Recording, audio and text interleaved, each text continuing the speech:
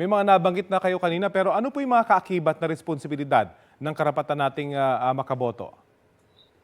So marami pong suggestions na responsibilidad na pwedeng obserbahan ng mga boboto. So una-una, syempre ang pinakaimportante, kailangan alamin natin kung sino yung kandidatong binoboto po natin. So sana po na ngayon alam na po natin ang kanilang mga kwalifikasyon at mga plataforma para tayo ay bumoboto po tayo para sa kinabukasan ng ating bayan.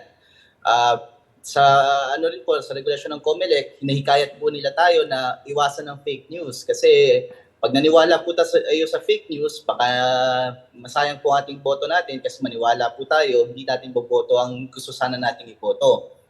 Tapos, ito rin po, napaka-importante, huwag po natin pagbili ang ating boto dahil ito ay isang krimen. Ayaw po nating makasuhan o magkaroon ng problema. So, bumoto lang po tayo ayon sa batas.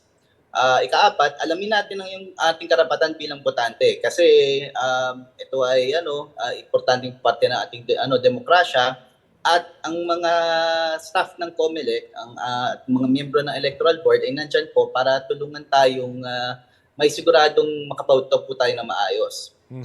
Isa rin pong suggestion ko po, ikalima, maging malahaning botante. Kasi hanggat sa makakaya, wag po tayong magpadalos-dalos o mag-ubos ng masyadong oras sa pagboto kasi marami rin pong ibang gustong bumoto at meron lang pong fixed hours ang voting center hanggang alas 7 lang gabi lang po ang ang pagboto. Okay. So po natin ubusin ang oras ng COMELEC.